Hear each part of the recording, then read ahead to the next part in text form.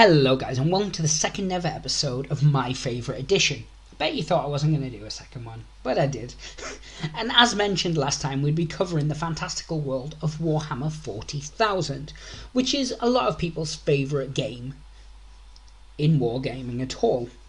And this one was in fact one of the harder ones that I had to choose, because obviously I've already planned out the next few episodes I'm doing. But of them, this was really hard, as universally I've enjoyed virtually every edition, with the exception of 6/7, but we don't speak of those. And 3 of those editions, more than the others, really sort of speak to me. They were 2nd, 5th and 8th, and they all hold a very special place in my heart. 40K was a game that I grew up playing. It's probably the game I've played the most, second to Fantasy. And in my childhood, it was the main game I played. So 40k, it is hard to choose an edition of those. So 8th is still a little bit new for me. I want to see the other codexes, have a look at them, and then I can obviously make an informed decision on it. I enjoy playing 8th at the moment. I'm super excited that Space Wolves are basically out now by the time this video goes up. And in October, we get the Orc Codex to go with Orctober. Don't worry, October is going to be full of Orc-based content. We're even going to bust out the old Gorkamorka, so get excited for that, guys. But yeah, so with obviously 8th out of the way, it's between 5th and 2nd. Now, 5th edition covers a lot of the same reasons that I liked in the previous episode with regards to fantasy. And it's having more to do with the people and the time period than anything else, as it was around about the exact same time. So when I was playing 5th edition was when I was playing, 7th in fantasy, with the same people, having the same fun, working for Games Workshop, having some of the best games that I've ever had in my life and ever will have. But I didn't want to retread old ground. Plus, as you can see from the screen, there's one edition that is very near and dear to my heart.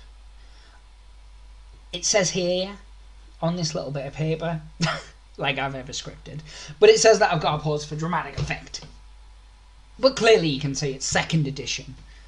Warhammer 40k 2nd edition, and 2nd edition was released in 1993, and it lasted until 1998.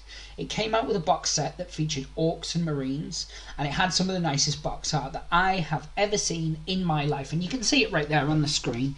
I absolutely love it. I mean, some of the details on it are beautiful. There's so much going on, like from down in the front, and obviously the big marine in the centre with his massive power fist, and then if you look at all the little back details, all the little explosions, all the marines with their different coloured helmets to signify the different sort of positions within it. Obviously blue was your devastators, red are your tactical marines, yellow are your jump pack marines, yeah, but I can't see any fast attack here. They might be in amongst them, and obviously you've got the big gargant and stuff at the back. It's beautiful. It's a beautiful piece of artwork, and I absolutely adore it. But I should probably talk about the actual game now. So Andy Chambers took the game under his wing and forged the grimdark that we still have to this day. And he packed it full of all this darkness and character, and started to kind of shape this world away from what it had been at Rogue Trader. That's not to say he did it on his own. Certainly, as you guys know if you've watched any of my previous videos, I'm a massive Andy Chambers fan, so I do sing his praises quite a lot. All hail Andy Chambers. But yeah, he had a huge amount to do with 40k 2nd edition and the way 40k became. He brought in special characters and gave them these really cool backgrounds, as well as awesome war gear. I mean, if you were lucky enough, some of you would even have a Lucky Gretchen. I'm just saying, the cool kids had one. Well, of course, really, we're getting ahead of ourselves. We need to go back and talk about the box itself, because that's what we do in this video. I tell you about the game, and then I tell you why I loved it. So at least, you'll enjoy the first half, if nothing else. So the box set came with 2 full tactical marine squads of 10 men, with a sergeant, a flamer and a rocket launcher, and then 7 tactical marines in each squad. I believe, off the top of my head, it came with 20 orc boys, and it came with 40 Gretchen. Those Gretchens were armed with autoguns, and you may have seen them. They've got the hands up like they're playing like a bass guitar, like the Beatles did. Yeah, they were interesting models. I really liked them. They were very dangerous. They had spiky heads, but they were cool, and I really loved the goth orcs. They actually had the sort of cross pans, the checkered pattern. They were actually moulded into shoulder pads, as I recall. I don't know, mine are painted. I've still got some from when I was a kid, which I will have to dig out actually for the channel. We'll have to do a retrospective look at some of the older models I've got. But anyway, I'm getting off topic. So, like I said, you got 20 Marines, you got 20 Orc Boys, and you got 40 Gretchen, and of course, you got the extremely cool and still completely 100% legal tournament cardboard Orc Dreadnought.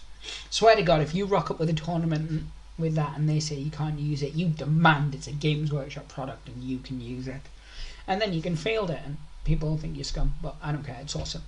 And then the rules were split into a number of different books. You got the main rules, you got a special war gear book, and then you got how to play. And I think there were some other books as well, like a little army list one, because even though the game came out in 93, the first army book didn't come out until 1994.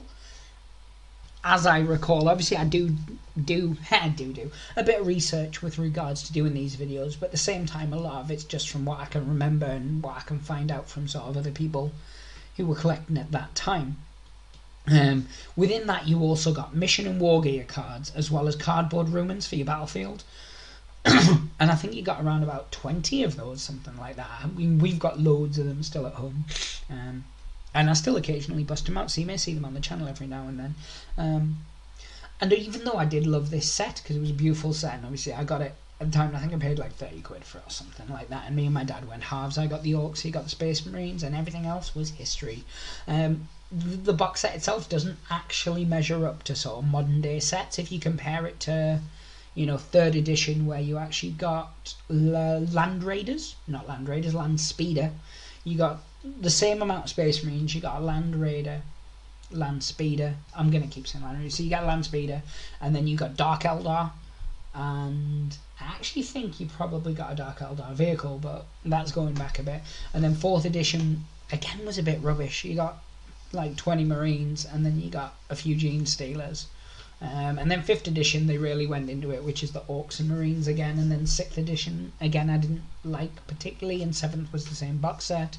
And then 8th is fantastic. It's one of the best value sets I've ever seen. There's Ghost Dryer again. God, I love Ghost Dryer. So yeah, 2nd edition one was cool, and it was really good value for money, but it didn't measure up to kind of what you get now. So 2nd edition gave us codexes for, I think, each army, but I could be wrong. Before that, there was different supplements and stuff which had different lists in, but these were dedicated army lists for each army, or for most armies anyway. And it started with either Eldar, the Orcs, or Space Wolves, as they were all released in 1994, and it ended with the final one, which was Sisters of Battle. I can't actually find anything on the specific orders of them. I can find the release year, but not the date.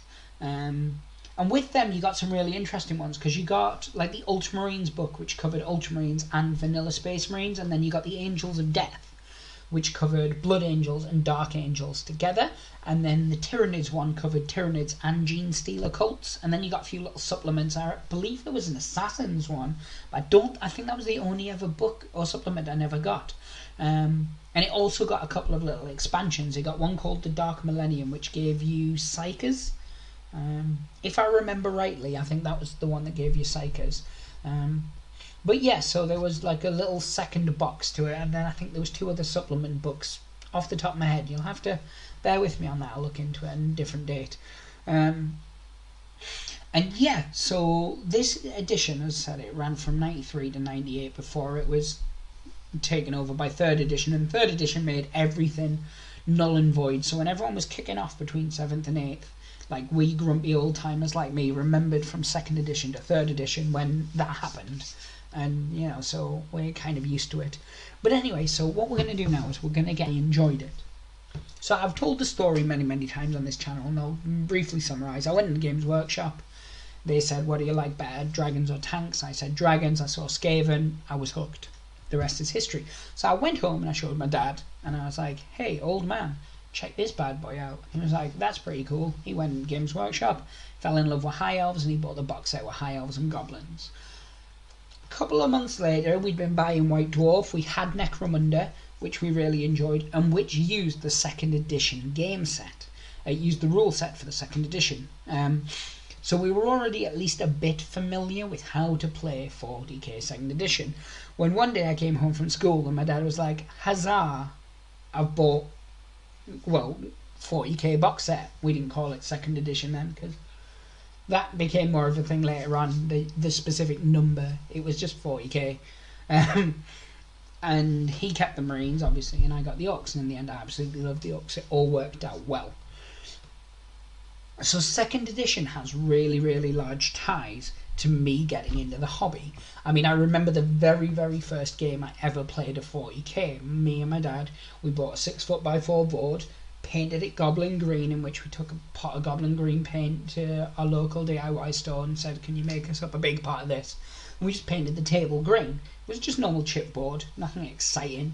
It wasn't textured or anything like that. God, this was back in the day. My dad painted up both armies, because after seeing what I'd done to my Skaven, he was like, I'll paint these up for you. And we played our first game, but we played on a 6'4" board, and we played long ways. Because, the first couple of times you read the rules, maybe you read them wrong. So we spent 3 turns sort of marching up the board before we even met each other. And stupid things like that. So we used to play quite a lot.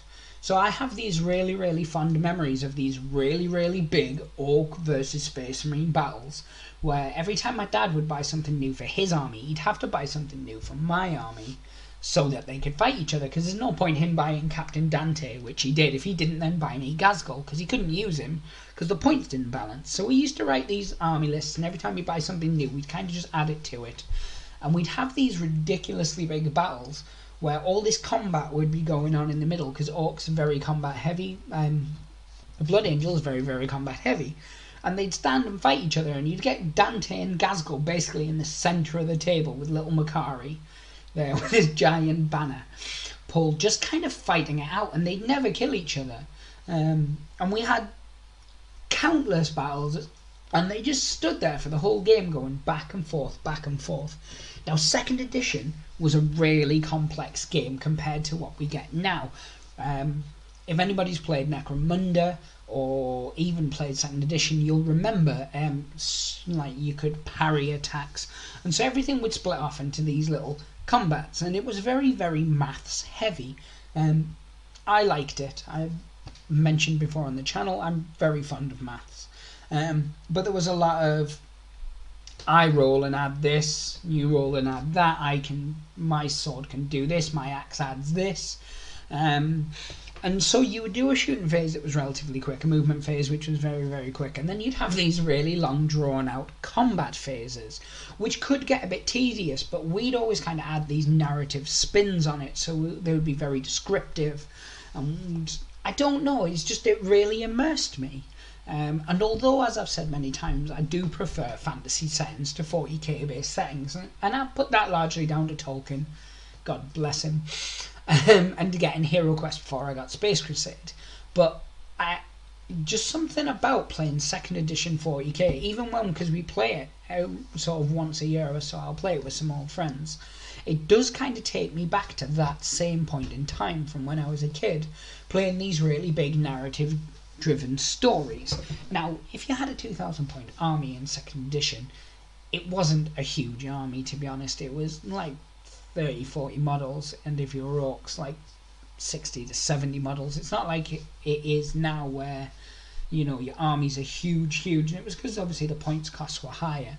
And then Games Workshop realised if you lower your points costs and things like that, you can get more models in, and people will buy more models, and obviously it is a business at the end of the day. But yeah, so I remember having a fully painted army as well, which was nice.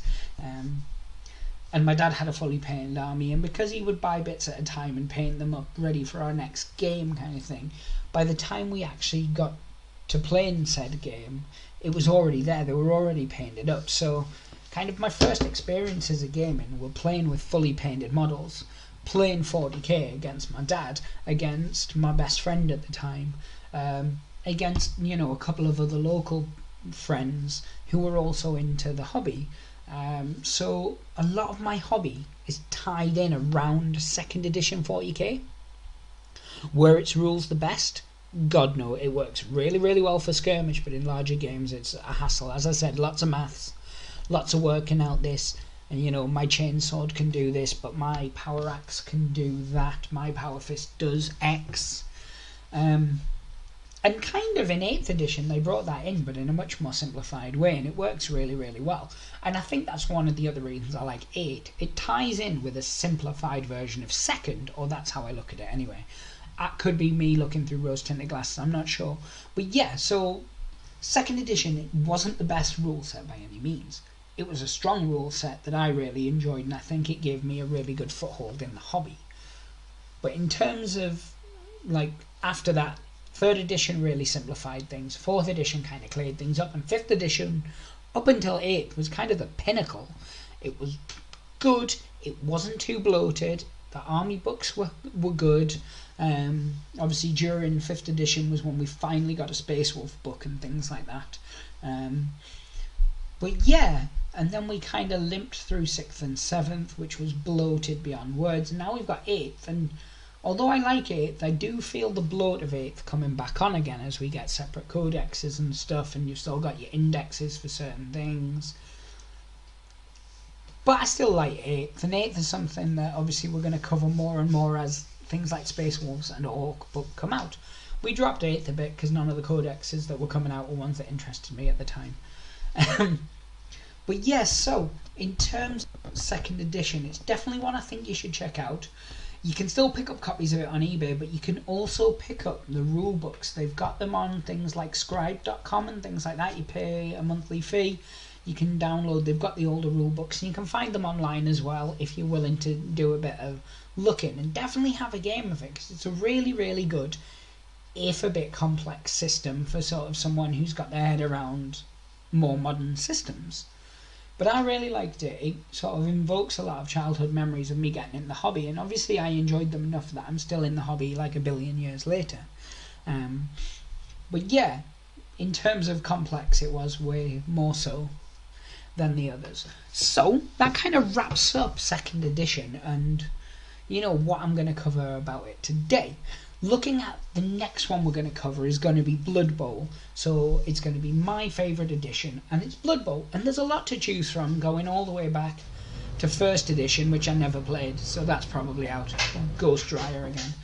To 2nd edition, which is when I got into it, all the way up to modern day, which I think is like 20th edition. I'll look into it anyway, but yeah, guys. Thank you very much for sitting with me through this. I know a lot of these, it gives you the facts of the edition at the beginning, and then kind of it's just my feels on it, and you know I'm normally a facts over feels kind of guy, which is why I stick the facts first. But yeah, I'm glad you guys stick with me on this. Hopefully you'll give me a like. If you're a big 40k person, let me know your favourite edition and why. If 2nd edition was yours, fantastic, I can't wait to hear what you loved about it. And if it's another edition, tell me why. If you think 6th and 7 were brilliant and I'm an idiot for saying otherwise, let me know. But yeah, guys, if it's the first time at our channel, maybe check out some of our other videos. At the minute we're covering a lot of 40k stuff, we're covering a lot of Kill Team, we cover a lot of other games that you might be interested in. Maybe you'll consider subscribing and then hit that bell for notifications, so YouTube will actually let you know when we put a video up. But anyway, guys, thank you very much for paying attention and listening today, and take care. Oh yeah, pray the dice gods help his smile upon you. Bye now.